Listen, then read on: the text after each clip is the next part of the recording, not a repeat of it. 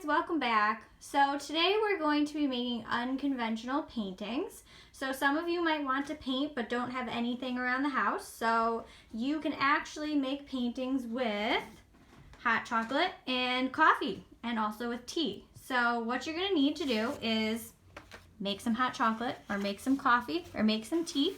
And then the thicker your paper, the better. Now, I have some paintbrushes here. If you don't have paintbrushes, if you have Q-tips, you can do the same thing, or I suppose you could probably just even use your fingers.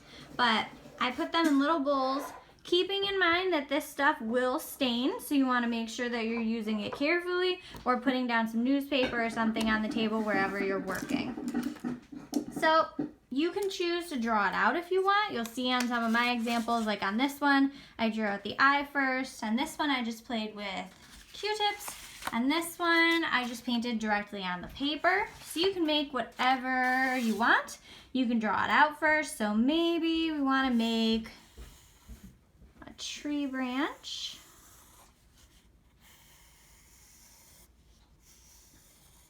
Again, we only really have brown tones, so things that work with a brown tone might work best for this. You could draw animals, you could draw people, you could draw leaves, anything you want really. But I'm just gonna draw a tree branch with a couple little leaves on it.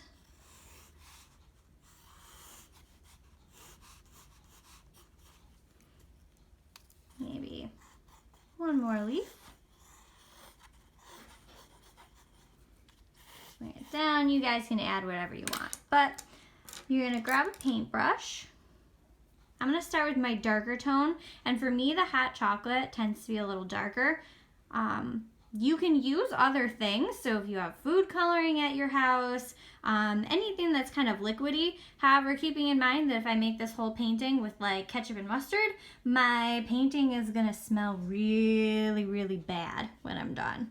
So hot chocolate, coffee, anything that stains like that is a good thing to start with, that also, if you're done and you want to save it, will not be disgusting. And I'm not going to finish this whole painting, but just so you guys can kind of see what it does, I'm starting with the darker color for my outline.